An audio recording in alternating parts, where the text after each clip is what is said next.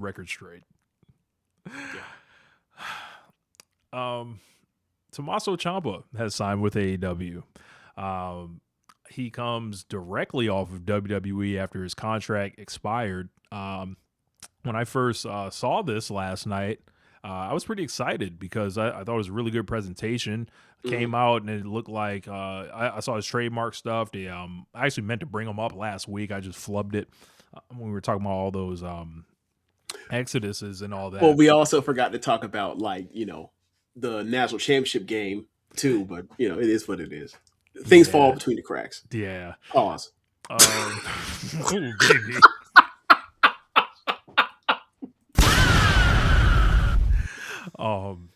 Even the most basic sayings now are just out the window now. Yep. Can't say nothing no more. But Tommaso Ciampa arrives in AEW, and to say there's people that are skeptical of it would probably be being nice about that. I saw this guy, and I was like, yo, at one point, this was like the best heel in the world. Yeah. And if not, if he's like, well, what about Kenny Omega? Okay, fine. North America. Yeah. This guy was like a really good talker, really good wrestler, and like he never got a real shot on the main roster at all. And you would think with Triple H in position, he might have got a look at some point, but it just didn't happen for him. I saw it. I was like, this guy should be looked at as a fumble. Like, I know he's had injury problems with the neck and different stuff like that, but they just used him as a tag team wrestler and, didn't really put much into him. And when it comes to AEW, you already see what they got him doing now. And I was very positive on this. Yeah. I see at worst, very good wrestler come into a work rate promotion, and he's going to wrestle another, at worst, very good wrestler in a match on Saturday, and I'm pretty sure you're going to have a great match.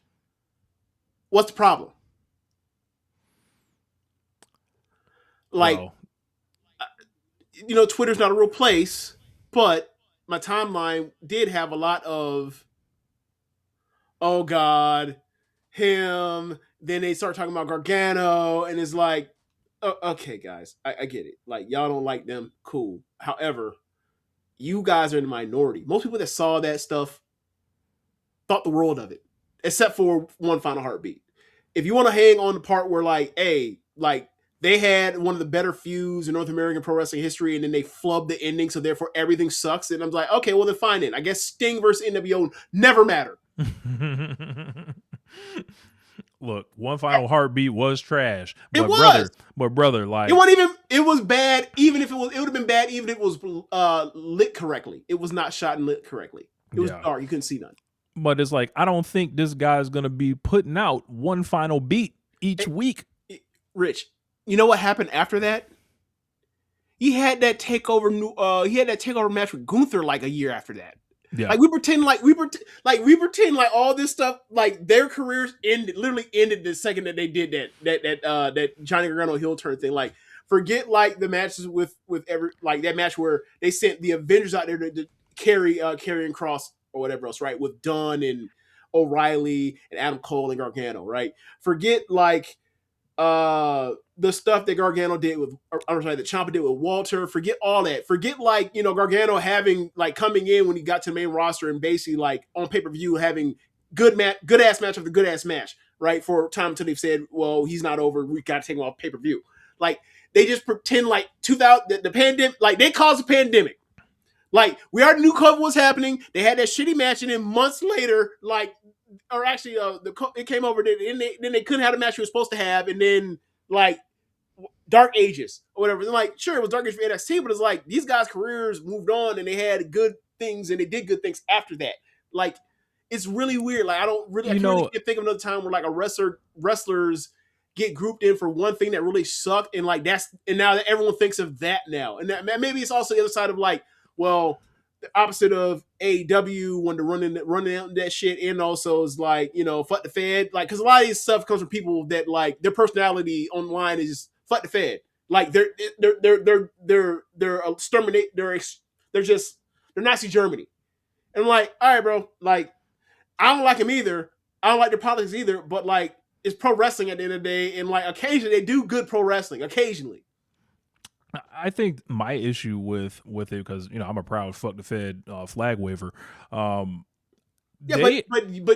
but I'm talking a little differently. Like, I'm talking about their whole entire online personality is that. I'm not talking about you. Like, you're not like AJ Styles sucks now because he's in WWE. You know what I'm saying? Like, so I think the problem for me is like, not that they act like that stuff that you mentioned didn't happen.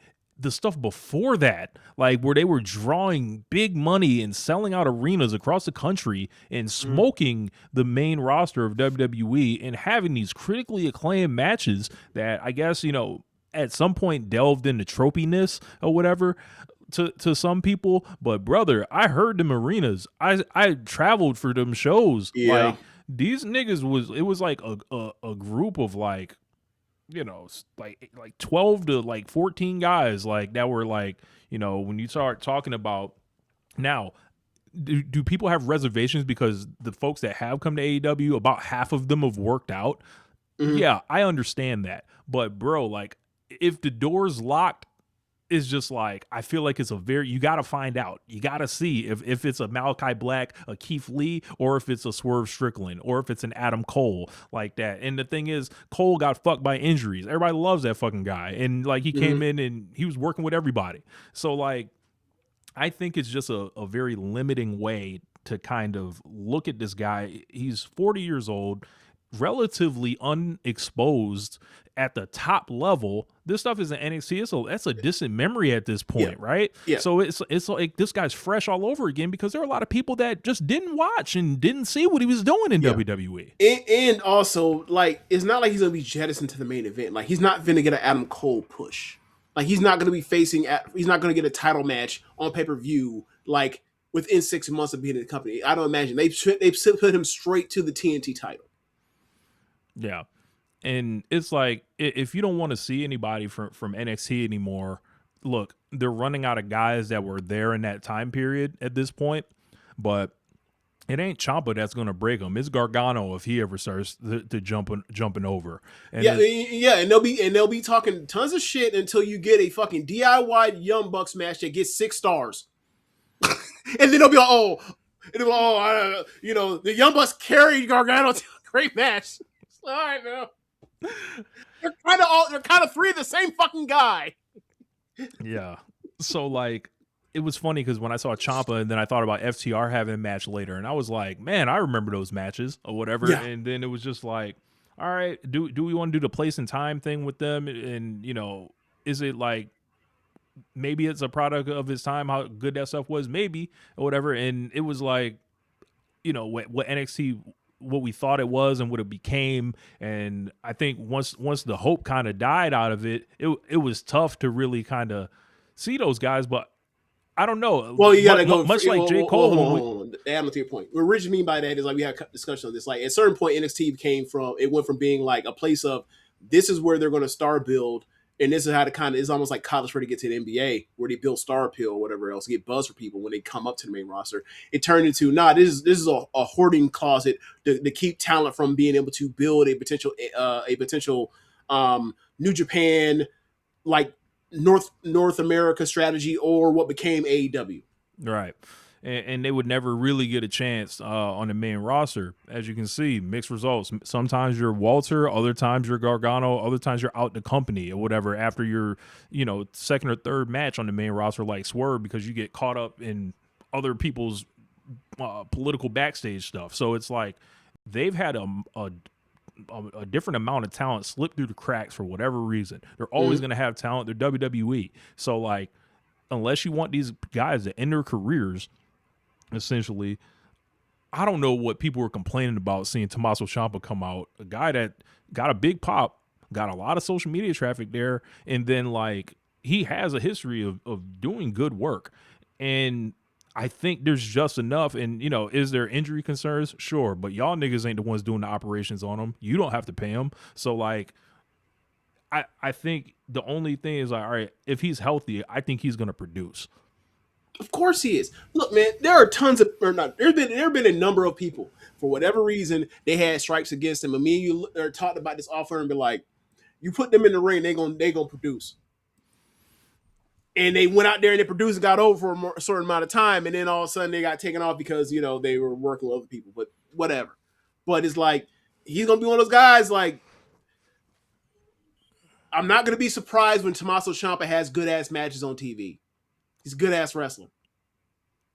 Good point. Tony Storm, like if everybody's not allowed in because of like whatever, because yeah, like then it's like eventually you're not gonna be allowing people in because we seen what the AEW scouting department looks like. Who they pulling up? That's like they're pure creations.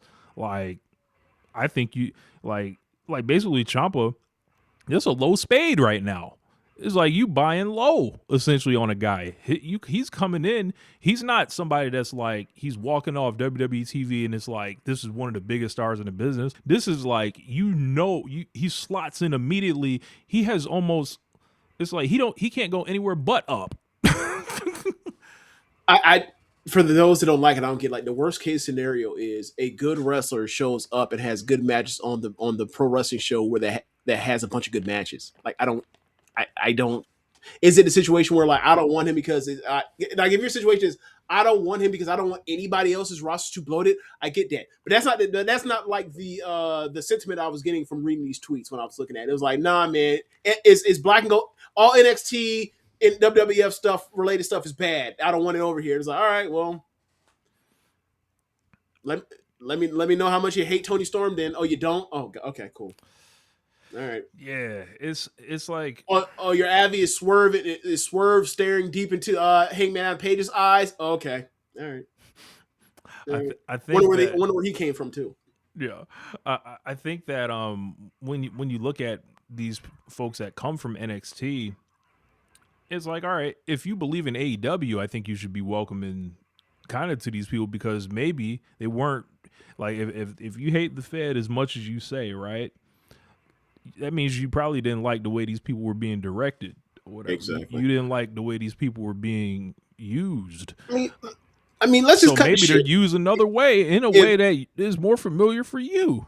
I mean, let's just cut the shit. If AEW had started in 2015 or 16 or 17 instead of 2019, all of them NXT guys would have been in AEW on the launch. They've been launching on the roster, right? Like Ciampa, Adam Cole, Gargano, Swerve, Keith Lee, Riddle, all them dudes, all of them would have been O'Reilly and Fish and Roddy Strong. All them dudes would have been on the starting launch date roster of AEW. Like, so that's why when they doing the NXT versus AEW thing and start or whatever else, and then when people come over, it's like this person would have been here day one if they weren't bought out and saw and Triple H and Regal and them didn't see the value of getting these people out of here. I also think it's a difference between 2022 and 2026. That shit is long gone now. Oh yeah. Like, so it's like if there's resistance back then, I kind of get it.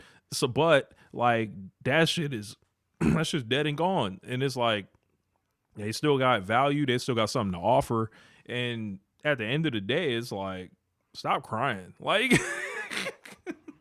like it's not unless it's just you're just so sensitive to where it's like I don't want nobody coming into AEW without my clearance. You don't run the company. Like I'm sorry, man. Like it's just like I think in Ciampa's case,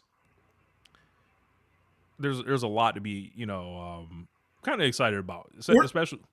We're not gonna be done with this either, right? Like this is gonna happen to other people. Like Tyler Bate and Pete Dunne, especially Pete Dunne.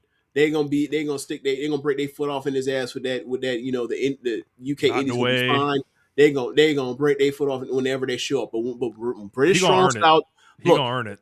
But when British Strong Style show up and the match start going off, I don't want to hear nothing because they're fucking incredible and they still young. That's also another part of this. Most of those guys are young. Ciampa's a little older, or whatever, but most of these people are young. And look, man, like it's not like Matt Riddle's being, escorted into the premises. If you want to be upset at seeing someone like a Matt Riddle, sure, but Ciampa doesn't have those stripes against him. So I don't know, man. I think it's like it's time to let it go. Like it's time to let the NXT Black and Gold Resistance go, because it's not 2022 anymore.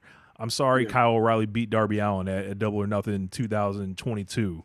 Here's the thing, right? They was upset about that, and then all of a sudden flash forward, and all of a sudden he's tapping out John Moxley, and you're like, oh, this is one of the best matches of the year. Oh, I thought y'all used to hate him when he came in here, though. What changed? Oh, he won you over because he was good the whole fucking time? Oh. I don't know what that is. My man Ethan Saber Jr., a banana, 99 cents. That's all right. I don't understand the connotations, sir. But yeah, man, it's time. It's time, man. And you know. So do you think they were, so you either thinking they were saying some race shit or some gay shit? Which one do you think it was? I think some gay shit. Okay. Yeah. But yeah, like, and at that point, like, more people from NXT as it goes forward, they're gonna get a chance too. And mind you, the people that are in NXT now, this is not like these are not the guys that were in NXT Black and Gold, because obviously those were like 10-year veterans that were like top indie wrestlers, you know, throughout the world. It's a difference between like, yeah, bro, we're gonna bring in Von Wagner now. Like it's a whole different thing, bro. Like, you know, I don't know. I'm just a lot more positive on the guy than I think a lot of people are. Why do I feel like I've heard Von Wagner's name since Kyle O'Reilly left NXT? I think he did a ROH dark match once. He did?